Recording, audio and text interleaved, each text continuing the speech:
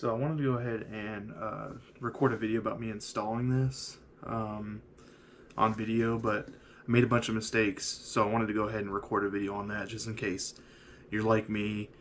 You've only really dabbled in like red dots, holographics, iron sights. You haven't really done a magnification thing. So I'm just going to go ahead and make a video on the mistakes that I made installing this and choosing the mount and sight itself. I'm very happy with the sight so far. I haven't shot it yet. So if you're like me, this video might be helpful, it might not be. We'll see. So this is a 2-inch offset mount. I need a 3-inch offset mount. And the rest of this video is going to be in the long form content.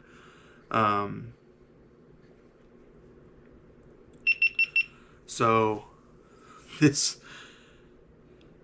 with the Socom 16 CQB, which is what I want to mount this on. This sight is good for 5.56 and 308. The card comes with like how do you make the sight adjustments for the different calibers. But I also have a 5.56, so I might put that on my M4 if I want to do that instead. But so I bought the 2-inch offset cantilever mount. The Vortex mount, I don't think you need the Vortex mount. It's pretty expensive compared with some of the competition out there, so I don't know if this will do better or worse than other types of mounts. But I've done the off-brand stuff before with like the Magpul canted backup sights, and it's just, you know, sometimes it's better to pay for the stuff that you know is gonna work. But I mean, the difference is pretty crazy. It's 100 and something. I think I bought this on sale for 100. It's normally like 120 for this mount, and you can get these mounts for 30 bucks. I did go ahead and buy the 3-inch already, so it's on the way, so that I can push this whole sight back by 1 inch. Now I know you're probably looking at this if you heard what I said about not using these types of sights before. This is mounted backwards intentionally. let me say that again. This is mounted backwards intentionally. This is normally, the mount itself is flipped forward. The sight is correctly oriented.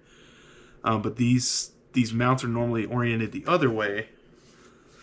So that the eye relief is a little bit further up. Because normally you've got your rail system all the way down with the 5.56 models.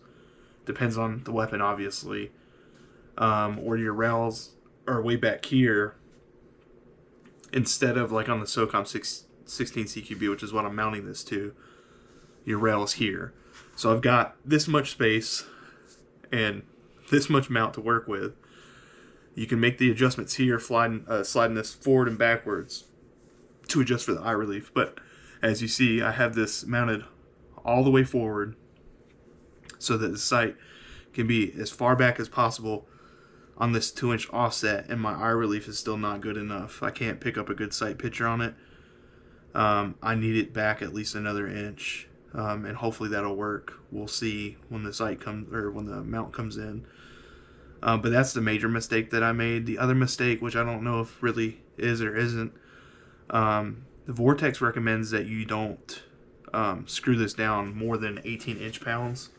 I don't have I don't have an inch-pound screwdriver. Just got your generic toolkit. So I ordered that too, just so I can. I mean, I screwed it down enough to where this isn't moving anywhere, but I didn't over tighten it because I didn't want to damage the sight itself. So that's a major mistake that I made. Like, I did a lot of research. A SEAL guy actually has his M1A set up like this, M14, what he ran with when he served. So this is what that's one of the major videos that I watched, and I've read a bunch of forums and stuff.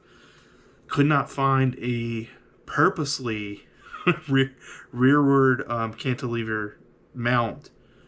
So basically what people do when they try to mount stuff like this, from what I've seen, is they just buy a regular mount and just put it on backwards. I mean, it's that simple. This doesn't, I mean, it's not going to affect anything other than some people might not understand what you're doing with it. So I might get some comments or something at the range or whatever. People asking me questions about it, but this was intentional. I don't know if there's a better way to do this, if there's a better setup to do this. But this is just what I've seen. I don't want to do the Springfield mount. Springfield sells a thing that attaches somewhere. I think maybe that's what that is. I don't want to use the Springfield mount for the rail. Heard bad things about it. Don't intend on buying that in order to put this mount or put the scope where I want it. I'm just going to do the 3-inch offset. Hopefully that's enough to where I can have this. It must be, because I've seen other people with this exact setup.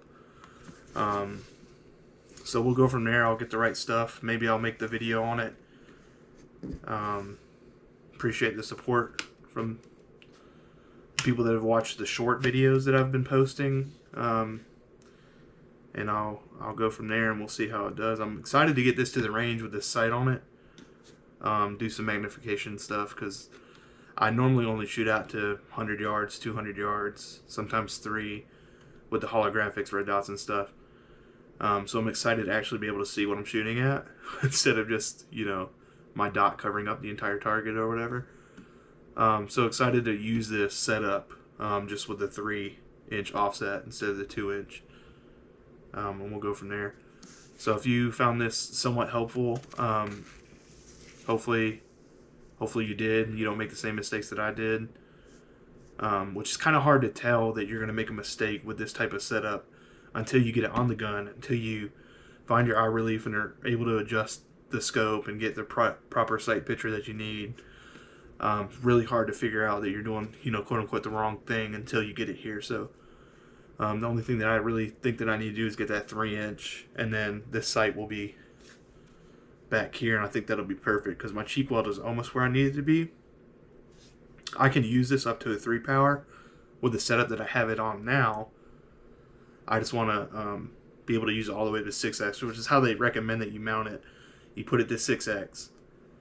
You make sure that you got a good sight picture, and then you mount it onto the gun with that good sight picture. So if it's good sight picture at 6x, it's a good sight picture at 1. So I think that 3-inch will put me where I need to be with the other, because I'm good up to about 3, maybe 4x magnification, and then the 5 and 6 is just not going to be usable. So we'll go from there. If this helped you in any way, just go ahead and like, comment, subscribe, ask me questions, give me advice if you have seen this type of setup somewhere else. If you have any other opinions, I'm pretty firm that this is the exact setup that I want. I just need the 3-inch offset mount to put the scope further back. We'll see how it works out. Like, comment, subscribe, give me advice if you've got any, and we'll go from there.